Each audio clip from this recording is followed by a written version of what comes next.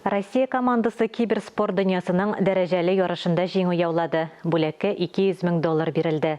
Аларның остазы Казаннан.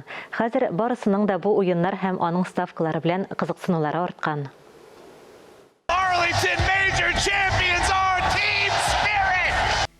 Киберспорт тарихына үз исемен хаклы рәвештә язган коллектив PGL Airlington Major турнирында җиңү яулады. Балалар Кытайның PSG коллективынан күпкә өстен булып чыкты. Җанатарлар шатланды.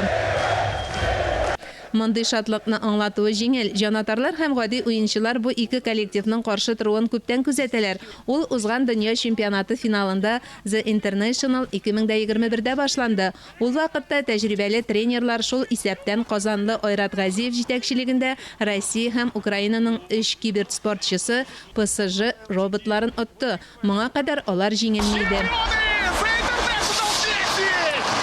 Ул чакта күпләр бу ишракта егетләргә бәхет елмайды дигән иде. Кабат җиңү аларга тиңнәр юклыгын раслады. Мондый триумф артында 10-12 сәгатьлек күнегүләр тора. Команда уйнарга тиеш. Шулай ук балаларның коллективта психологлары да, медиклары да бар. Балалар, барыгызга да бик зур рәхмәт ярдәмегез өчен. Барлык җанатарларга да рәхмәт. Безнең өчен борчылып, теләктәшлек белдерүегезне гел тоеп, сизеп тордык. Бу уртак җиңү дип саныйм мин. Егетләр өчен тиздән тагын бер кат җан атарга туры килә. Бу көздә октябрь башында алар The International 2022 дөнья чемпионатында катнашырга җыена. Җан атарларның кабат ярдәме кирәк була. Мөршидә Җихан, Булат Шакиев, Татарстан яңалыклары.